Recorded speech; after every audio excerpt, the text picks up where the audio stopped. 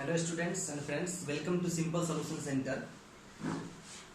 पिछले वीडियो में हम लोगों ने राष्ट्रपति से संबंधित बहुत सारी बातों को देखा था, जिसमें हमने देखा कि अनुच्छेद 52 के तहत उनके पदों का सृजन किया गया। 53 में कार्य एवं शक्ति का चर्चा हुआ। 54, 55 से लेकर के अंतिम 61 तक हम लोगों ने देखा था, तो वो केवल राष्ट्रपति से रिलेटेड ही था। आज हम जो उस दिन बताए थे कि 53 में उनके कार्यों का वर्णन है, उसके बारे में अगले वीडियो में देखेंगे। तो अगर आप यह वीडियो पहली बार देख रहे होंगे तो हमारी पिछली वाली वीडियो जरूर देख लीजिएगा, क्योंकि पिछली वीडियो में मैंने राष्ट्रपति से संबंधित बहुत सारी बातों को बताया है जो आपके कंपटीशन एग्जाम में बहुत काम आएंगे। अगर यह वीडियो आप गौर से देखते हैं, पिछले वाले वीडियो को देखते हैं, तो हम उम्मीद करते हैं कि आपके कंपटीशन में एक भी क्वेश्चन नहीं छूटेंगे। तो आते हैं, हम देखते हैं राष्ट्रपति के बारे में। आप राष्ट्रपति के विभिन्न कार्यों को देखिएगा तो पता चलेगा कि राष्ट्रपति हमारे देश में कितना शक्तिशाली है। तो आइए हम देखते हैं राष्ट्रपति के बारे में। राष्ट्रपति के कार्य एवं शक्तियों का चर्चा किया गया है अनुच्छेद 53 में। अनुच्छेद 53 के तहत कहा गया है कि राष्ट्रपति स्वयं या अपने अधीनस्थ अधिकारियों की सहायता से कार्यपालिका का संचालन करेगा, और उसमें यह भी बताया गया है कि राष्ट्रपति को सहयोग करने के लिए एक मंत्रिमंडल का गठन होगा, जिसके प्रधानमंत्री होंगे। प्रधानमंत्री राष्ट्रपति के कार्यों में सहयोग करेंगे। अब है आपको कार्यपालिका शक्ति के अंतर्गत पहला, प्रशासन पर नियंत्रण रखने का अधिकार। चूंकि राष्ट्रपति कार्यपालिका के प्रधान होते हैं, संवैधानिक प्रधान होते हैं, अतः राष्ट्रपति का यह दायित्व है यह देखना कि प्रशासन संवैधानिक नियमों से कार्य कर रहा है या नहीं, संसद में बनाए गए नियमों के अनुकूल जो ब्यूरोक्रेसी है वह कार्य कर रहा है या नहीं। ब्यूरोक्रेसी बोले तो नौकरशाही, नौकरशाह उसके अनुसार कार्य कर रहा है या नहीं। उसके बाद ये भी बात इसमें राष्ट्रपति को नजर रखना है कि जो भी मंत्रिमंडल के कार्य हो रहे हैं वह कार्य संसदीय अनुकूल हो रहा है या नहीं, संवैधानिक प्रावधानों के अनुसार हो रहा है या नहीं। ये सब अगर ऐसा नहीं हो रहा है तो राष्ट्रपति पर उस पर अंकुश लगाने का, राष्ट्रपति को उस पर अंकुश लगाने का पूरा अधिकार है। उसके बाद क्या है, दूसरा पॉइंट है, पहला हो गया। दूसरा आपका है नियुक्ति संबंधी अधिकार। आप सीधे शब्दों में जान लीजिए कि लगभग जितनी भी संघ क्षेत्र की नियुक्तियां होती है सब के सब राष्ट्रपति के माध्यम से होती है। सारा अधिकार राष्ट्रपति को ही प्राप्त है। तो नियुक्ति संबंधी अधिकार में आप जान लीजिए, प्रधानमंत्री की नियुक्ति, प्रधानमंत्री के सहयोग से उसके मंत्रिमंडल के विभिन्न सदस्यों की नियुक्ति, उसके बाद सर्वोच्च न्यायालय के न्यायाधीश की नियुक्ति, उच्च न्यायालय के न्यायाधीश की नियुक्ति, विभिन्न राज्यों के राज्यपाल की नियुक्ति, विभिन्न देशों में जो राजदूत होते हैं, राजनयिक होते हैं, उनकी नियुक्ति, संघ लोक सेवा आयोग के अध्यक्ष की नियुक्ति, वित्त आयोग के अध्यक्ष की नियुक्ति, भाषा आयोग के अध्यक्ष की नियुक्ति, विभिन्न प्रकार की नियुक्तियां हैं। जो नियुक्ति का एक अधिकार केवल और केवल राष्ट्रपति को प्राप्त है। उसके बाद आप तीसरा देखें, राजनयिक अधिकार। राजनयिक अधिकार मतलब दूसरे देशों से संबंध रखने के लिए जो अधिकार होते हैं वो राष्ट्रपति के हाथ में होते हैं। राजनयिक अधिकार को कायम रखने के लिए ही राष्ट्रपति अपने संबंधित देशों के यहाँ राजदूतों की नियुक्ति करती है। तो राजनयिक अधिकार भी राष्ट्रपति के पास है। अब चौथा है आपको सैनिक अधिकार। तो आप जानते हैं कि हमारे देश में सेना के 3 प्रकार हैं, एक जल सेना, थल सेना और वायु सेना। तीनों सेना के अध्यक्ष होते हैं राष्ट्रपति।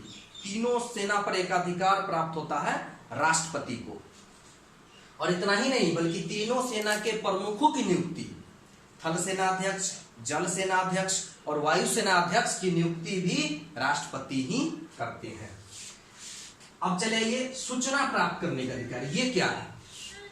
तो अगर राष्ट्रपति जब महसूस करे कि मंत्रिमंडल के कार्यों या संसद में हो रहे गतिविधि के बारे में जानकारी प्राप्त करना, तो वो प्रधानमंत्री को पत्र लिखते हैं और पत्र लिख करके उनसे सूचना मांगते हैं कि कौन सा कार्य अभी हो रहा है प्रशासनिक क्षेत्र में, देश को चलाने के लिए कौन सा कार्य हो रहा है, मंत्रिमंडल कौन सा कार्य कर रहे हैं, प्रधानमंत्री कौन कार्य कर रहे हैं, या संसद में क्या चल रहा है, किस विधेयक पर चर्चा हो रहा है। राष्ट्रपति की इच्छा हो गई वो प्रधानमंत्री को खत लिखेंगे और प्रधानमंत्री उसके प्रति जवाबदेह होते हैं और प्रधानमंत्री लिखित रूप से राष्ट्रपति को सूचना देते हैं। उसके बाद आपको है छठा कार्यपालिका शक्तियां इनको है, वो है राज्य सरकार को निर्देशित करना। राज्य सरकार को निर्देशित करना यानी राज्य सरकार को भी निर्देश करने का अधिकार राष्ट्रपति को है। कब? तो जब राष्ट्रपति को लगे कि किसी राज्य में कोई भी कार्य संवैधानिक रूप से नहीं चल रहा है तब निर्देश कर सकता है। दूसरा, दो राज्यों का अगर कोई आपसी विवाद हो तो उसमें अंतर्राज्यीय परिषद का गठन कर उनकी जांच कराने का अधिकार भी राष्ट्रपति को प्राप्त है राज्य सरकार के निर्देशित करने के अंतर्गत। उसके बाद है सातवां में आपको है नियम और विनियम बनाने का अधिकार। ये क्या है? तो संसद में बहस कैसे हो, किस प्रकार से बजट पेश हो, क्या समय निर्धारित किया जाए या कब संयुक्त बैठक की जरूरत है, ये सारा चीज का नियम बनाने का अधिकार राष्ट्रपति को प्राप्त है। उसके बाद आपको है पिछड़े वर्गों, अनुसूचित जातियों तथा अनुसूचित जनजातियों का कल्याण। यदि राष्ट्रपति को लगे किसी भी क्षेत्र में, देश के किसी भी क्षेत्र में कि कहीं पर पिछड़ा वर्ग पीड़ित है, उनकी कोई समस्याएं हैं, अनुसूचित जातियों की कोई समस्याएं हैं या जनजातियों की कोई समस्याएं हैं, तो उसके लिए राष्ट्रपति इसके लिए स्वतंत्र है कि एक आयोग का गठन करे और उस आयोग के देखरेख के लिए विभिन्न अधिकारियों का नियुक्ति करे। जैसे पिछड़ा वर्गों के लिए पिछड़ा वर्ग आयोग, अनुसूचित जाति के लिए आपको अनुसूचित जाति आयोग और अनुसूचित जनजातियों के लिए जनजाति आयोग। इसमें आप ओबीसी आयोग कह सकते हैं, OBC commission, SC commission and ST commission. इन कमीशनों की नियुक्ति या इन कमीशनों का गठन करने का अधिकार राष्ट्रपति को है और राष्ट्रपति यह आदेश दे सकता है कि जिस क्षेत्र में ये समस्याएं आ रही है उसे एक निश्चित समयावधि में उन समस्या को दूर किया जाए। चलिए, तो ये आपके थे कार्यपालिका शक्ति। मूल रूप से कंपटीशन एग्जाम में आपसे पूछा क्या जा सकता है? तो पूछा जा सकता है कि आपसे पूछा जा सकता है विभिन्न प्रकार की नियुक्ति के बारे में कि इसकी नियुक्ति कौन करते हैं, तो आप बताइएगा राष्ट्रपति करते हैं। या फिर इसी में से कोई बात पूछ दे पिछड़ा वर्ग के बारे में कौन गठन कर सकता है, तो राष्ट्रपति करेंगे। तो इन बातों को याद रखिएगा, निश्चित रूप से आपको सफलता मिलेगी। चलिए, अब आते हैं विधायी शक्ति के रूप में। राष्ट्रपति को अगली जो शक्ति प्राप्त है वो है विधायी शक्तियां, लेजिस्लेटिव पावर्स।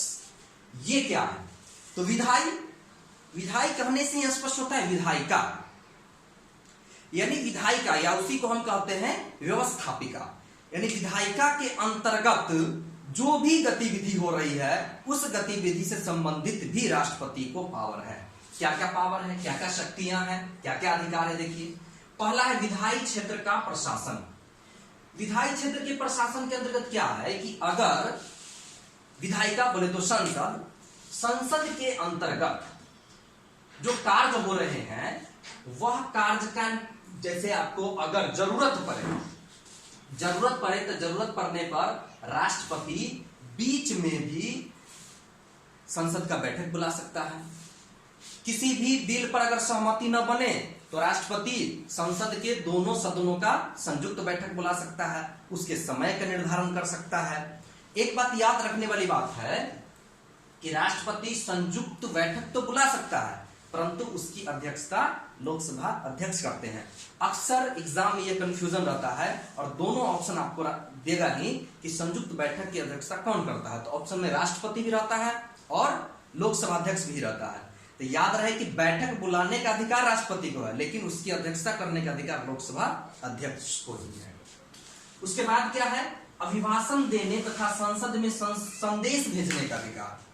अभिभाषण या जिसको हम कहते हैं राष्ट्रपति का भाषण, तो ये क्या होता है? तो जब कोई बजट पेश होने वाला होता है, आमतौर पर साल में एक बार जो वित्तीय बजट होता है पेश होने वाला होता है, उस बजट से पहले राष्ट्रपति अपना भाषण संसद में देते हैं और राष्ट्रपति के भाषण में सरकार की रूपरेखा, कार्यक्रम, सरकार का आगे का ध्येय क्या है, योजना क्या है, वो सारा राष्ट्रपति के अभिभाषण में होता है।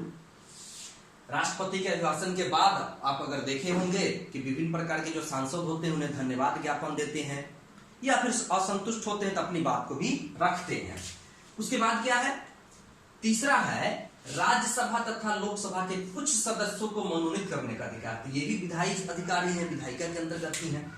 तो ये क्या है, राज्यसभा तथा लोकसभा के कुछ सदस्य। आप जानते हैं राज्यसभा में राष्ट्रपति को अधिकार प्राप्त है कि वह 12 सदस्यों को मनोनीत कर सकता है, और लोकसभा में 2 सदस्यों को, जिसमें दोनों आंग्ल भारतीय हो, एंग्लो इंडियन हो। अभी मैं क्लियर कर देता हूं कि एंग्लो इंडियन होता क्या है। बहुत लोगों के मन में कंफ्यूजन होता है कि व्हाट इज एंग्लो इंडियन, आंग्ल भारतीय क्या है। तो जान लीजिए कि हमारा देश ब्रिटिश शासन के अधीन रहा, जिस कारण से कुछ ब्रिटिश लोग यानी अंग्रेज हमारे यहां रह गए और किसी भारतीय महिला से शादी कर ली, और उसके जो बच्चे हुए वही बच्चे अभी हमारे देश में हैं, तो वो आंग्ल भारतीय है। लेकिन आंग्ल भारतीय की नियुक्ति करना राष्ट्रपति की मजबूरी नहीं है कि करना ही है, ऐसा कोई जरूरी नहीं कि करना है। राष्ट्रपति को अगर लगेगा कि संसद में आंग्ल भारतीय की उपस्थिति नहीं है, उसकी उपस्थिति होनी चाहिए, तब जाकर राष्ट्रपति लोकसभा में 2 सदस्य को मनोनीत कर सकते हैं। अब आ जाइए विधेयकों को स्वीकृत करने का अधिकार। आपको पता है कि कोई भी विधेयक जब आता है तो सबसे पहले या तो लोकसभा में पेश होता है, उसके बाद राज्यसभा में जाता है, या राज्यसभा में पेश होता है उसके बाद लोकसभा में जाता है। यदि दोनों सदनों से कोई विधेयक पारित हो जाए तब अंतिम रूप में वह राष्ट्रपति के पास जाता है। तब राष्ट्रपति के पास जाता है तो उस समय राष्ट्रपति उसको अपने हस्ताक्षर द्वारा स्वीकृत करते हैं। जब वो हस्ताक्षर कर देते हैं उस विधेयक पर, तो वही विधेयक कानून बन जाता है। यानी पहले से वह बिल रहता है, राष्ट्रपति का सिग्नेचर होते ही एक्ट में कन्वर्ट हो जाता है। जब एक्ट बन जाता है तो समझिए कि वह पूरे देश में लागू हो जाता है। तो इसमें राष्ट्रपति का सिग्नेचर जरूरी है। अब चले आइए 5वां, कुछ विधेयकों पर पूर्व सम्मति। कुछ ऐसे भी विधेयक है हमारे देश में जो लोकसभा में या राज्यसभा में पेश होने से पहले राष्ट्रपति का सिग्नेचर जरूरी है। जैसे में धन विधेयक। धन विधेयक तब तक लोकसभा में पेश नहीं होगा जब तक राष्ट्रपति का पहले सहमति न हो। इसके अलावा संचित निधि की बात हो तो भी राष्ट्रपति की स्वीकृति की जरूरत है। तो कुछ अन्य भी और प्रक्रियाएं विधेयक हैं जिनको लाने के लिए आपको पहले राष्ट्रपति की अनुमति लेनी पड़ेगी। या ये भी इसमें एक और भी है कि अगर किसी राज्यों पर किसी प्रकार का कर लगाया जाना है, टैक्स बढ़ाने की बात है, इस सब स्थिति में भी आपको पहले लोकसभा और राज्यसभा से पहले राष्ट्रपति से स्वीकृति आवश्यक है। उसके बाद लोकसभा या राज्यसभा में राज्यसभा में उसको पेश किया जाएगा। चलिए, उसके बाद है अध्यादेश जारी करने का अधिकार। ये क्या है अध्यादेश? तो अध्यादेश की जरूरत कब पड़ती है? तो जब देश में संसद का सत्र नहीं चल रहा हो। अमूमन हमारे देश में 2 सत्र चलते हैं, 3 भी चल सकते हैं, लेकिन कम से कम 2 चलाना आवश्यक है। लेकिन संसद का सत्र न चल रहा हो और कुछ ऐसे कानून की आवश्यकता हो जो लोक कल्याणकारी हो, उस स्थिति में राष्ट्रपति को यह अधिकार है कि बिना संसद के सहमति के उस कानून का अध्यादेश जारी कर देना। फिर जब संसद का सत्र शुरू होगा तो फिर उसको मान्यता मिलेगा। मान्यता मिल जाएगा तो वह कानून जारी रहेगा, अन्यथा मान्यता नहीं मिलेगा तो फिर वह कानून निरस्त माना जाएगा। चलिए, उसके बाद है 7वां में राज्यों के संबंध में विधायिका शक्ति। अब ये क्या है? राज्यों के संबंध में विधायिका शक्ति। राज्य यानी भारत के जो बहुत सारे राज्य हैं उनके संबंध में भी राष्ट्रपति को विधायिका संबंधी शक्ति प्राप्त है। जैसे आपको मालूम है कि राष्ट्रपति द्वारा नियुक्त उसके राज्यपाल प्रत्येक राज्यों में सरकार की कार्यों की देखरेख करने के लिए होता है। तो अगर राज्यपाल द्वारा सूचित हो राष्ट्रपति को, या राष्ट्रपति स्व संज्ञान ले कि अमुक राज्य में संवैधानिक रूप से कार्य नहीं हो रही है, तो उस हिसाब से राज्यों के संबंध में भी विधायिका शक्ति राष्ट्रपति रखते हैं। अगर वहां पर वह कार्य नहीं हो रहा है तो उस स्थिति में राज्य सरकार को निर्देशित कर सकते हैं, राज्यपाल से राय ले सकते हैं और भी कार्य कर सकते हैं। आवश्यकता पड़ने पर राष्ट्रपति शासन भी लगा सकते हैं। चलिए, अब है अन्य विधायी अधिकार।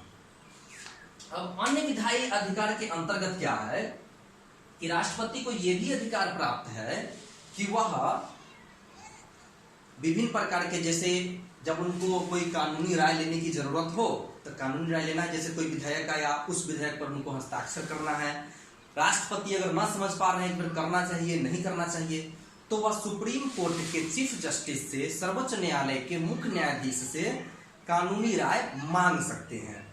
कानूनी राय जब वो देंगे तो राष्ट्रपति मानने के लिए बाध्य नहीं है। अगर उनको लगेगा कि मानना चाहिए तो मानेंगे, नहीं तो नहीं मानेंगे।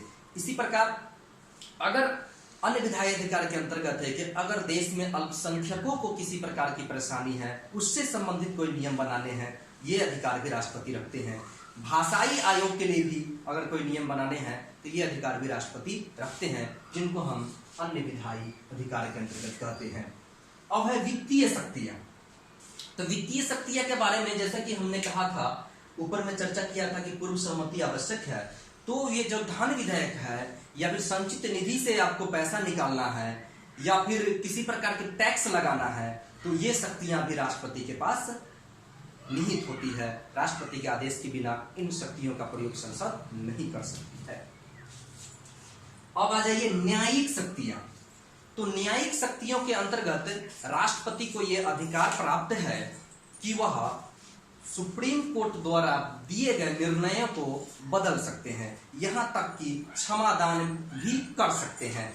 यह अनुच्छेद 72 में कहा गया है कि राष्ट्रपति सुप्रीम कोर्ट के निर्णय को बदल सकते हैं। मान लीजिए कि किसी व्यक्ति को मौत की सजा हुई है, या तो उसकी सजा को वो आजीवन कारावास में बदल सकते हैं, सजा को कम कर सकते हैं या पूर्णतः माफ भी कर सकते हैं। कई बार यह कंफ्यूजन रहता है क्या यह अधिकार राज्यपाल को भी प्राप्त है? तब बिल्कुल नहीं, राज्यपाल को क्षमादान का कोई अधिकार नहीं है।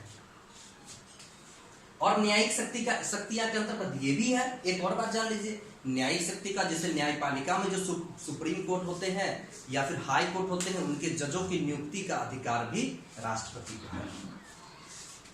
अब है आपातकालीन शक्ति। देखिए आपातकालीन शक्ति में आपको 3 प्रकार की शक्ति है। एक अनुच्छेद 352 के तहत शक्ति है दिया हुआ, एक अनुच्छेद 356 के तहत है और एक अनुच्छेद 360 के तहत राष्ट्रपति को शक्ति प्राप्त है। अनुच्छेद 352 के तहत वह राष्ट्रीय आपात की घोषणा कर सकते हैं,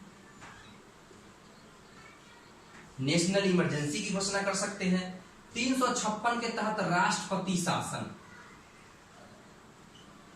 356 के तहत कैसा शासन हो सकता है? राष्ट्रपति शासन। और 360 के तहत है वित्तीय शासन, वित्तीय आपात,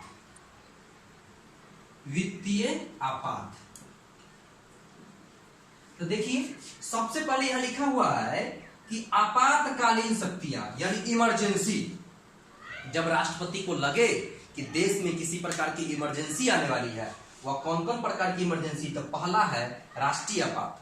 तो जब राष्ट्रपति को लगे कि देश को बाह्य आक्रमणों का खतरा है या युद्ध की घोषणा हो चुकी है या फिर आंतरिक स्थिति खराब है, अंतर्कलह है, अंतर विरोध है, तो उस स्थिति में राष्ट्रीय आपात की घोषणा की जा सकती है। तो आप जान लीजिए कि अभी तक हमारे देश में 3 बार राष्ट्रीय आपात लगाया गया है। एक बार 1962 में जब भारत और चाइना के बीच युद्ध चल रहा था, दूसरी बार 1971 में जब भारत और पाकिस्तान के बीच युद्ध चल रहा था, और तीसरी बार जो लगाया गया था राष्ट्रीय आपात वो 1975 में लगाया गया था। उस समय हमारे देश में सत्ता विरोधी लहर चल रही थी। उसी लहर से घबरा करके इंदिरा गांधी ने राष्ट्रपति को सलाह दे करके देश में इमरजेंसी लगवा दिया था, राष्ट्रीय आपात लगवा दिया था।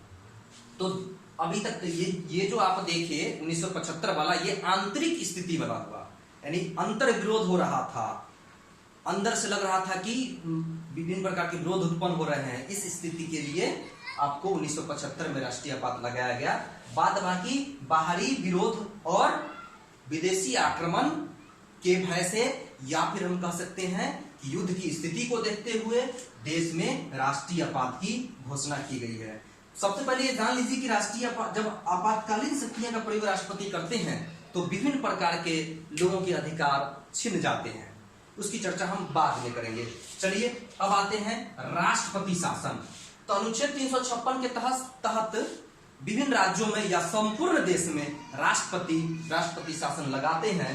जैसे राज्य की बात समझते हैं, जैसे किसी राज्य में यदि किसी भी दल को पूर्ण बहुमत नहीं मिलता है या कोई भी गठबंधन सरकार बनाने में असफल हो जाती है, उस स्थिति में राज्यपाल के प्रतिवेदन पर राष्ट्रपति उस राज्य में राष्ट्रपति शासन लगा देते हैं। या फिर देश की बात कर लीजिए, तो देश में अगर राष्ट्रपति को लगे कि जो वर्तमान सरकारें हैं वह संवैधानिक रूप से कार्य नहीं कर रही है, तो उस स्थिति में भी वो लोकसभा को भंग करके पूरे देश में राष्ट्रपति शासन लगा सकते हैं। और राष्ट्रपति शासन की बात हम कर रहे हैं तो एक और बात जान लीजिए, कई बार ऑब्जेक्टिव में ये प्रश्न पूछा करता है कि भारत में सर्वप्रथम राष्ट्रपति शासन किस राज्य में लगा, तो आपका जवाब होगा पंजाब। पंजाब में सबसे पहले राष्ट्रपति शासन लगाया गया था। अब है वित्तीय आपात। तो वित्तीय आपात जब फाइनेंशियल दिक्कत हो देश में, जैसे उदाहरण के तौर पर देख लीजिए कि अभी हमारे देश में कोविड-19 को लेकर के, कोरोना वायरस को लेकर के बहुत बड़ी वित्तीय संकट उत्पन्न हो गई है, सारे कारोबार ठप पड़े हैं। तो ऐसा स्थिति जब उत्पन्न हो जाए तो उस स्थिति में भी राष्ट्रपति देश में वित्तीय आपात की घोषणा कर सकते हैं। इसमें भी कई प्रकार के अधिकारों का हनन हो जाता है। परंतु ये बात जान लीजिए कि हमारे देश में अभी तक एक बार भी वित्तीय आपात नहीं लगाई गई है। चलिए अब हम बात करते हैं राष्ट्रपति की विविध शक्तियां की। तो राष्ट्रपति को अनेकों प्रकार के और शक्तियां हैं जिसका प्रयोग वो समय समय पर करते रहते हैं। अब देखिए राष्ट्रपति के विशेषाधिकार, वीटो पावर ऑफ प्रेसिडेंट। राष्ट्रपति कुछ विशेषाधिकार भी रखते हैं।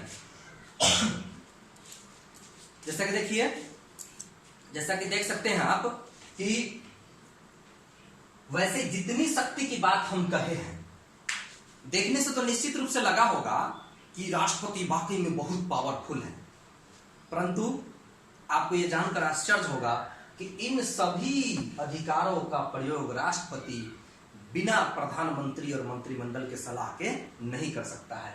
ये जितने भी अधिकार उनको मिले हैं, सब में राष्ट्रपति को प्रधानमंत्री और उसके मंत्रिमंडल का सलाह मानना अनिवार्य है। इसलिए राष्ट्रपति की शक्ति बहुत कम आंकी जाती है। ऐसा भी कहा गया कि भारत के राष्ट्रपति कठपुतली होते हैं, परंतु ऐसी बात भी नहीं है। राष्ट्रपति चाहे तो देश में तानाशाह हो सकता है। वो कैसे, आप देखिए। विशेषाधिकार के अंतर्गत राष्ट्रपति क्या क्या कर सकता है। तो पहला कि यदि कोई विधेयक दोनों सदन से पारित होकर के राष्ट्रपति के पास जाता है, उस स्थिति में राष्ट्रपति को यह एक पॉकेट पावर अधिकार है।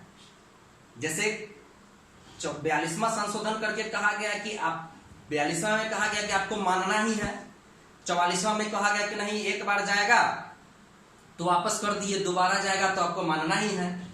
इसके बावजूद एक अधिकार राष्ट्रपति को ऐसा है जिसको वीटो पावर कहा जाता है, पॉकेट पावर कहा जाता है। वो क्या है कि राष्ट्रपति के पास कोई विधेयक दोनों सदन से पारित होकर के गया तो राष्ट्रपति को साइन करने के लिए कोई समय सीमा निर्धारित नहीं है कि कितना दिन के अंदर उनको साइन कर देना है। इसलिए राष्ट्रपति चाहे तो उस विधेयक को वह अपना पॉकेट में डाल लेंगे, यानी बहुत दिनों तक साइन ही नहीं करेंगे, दबा के रख देंगे।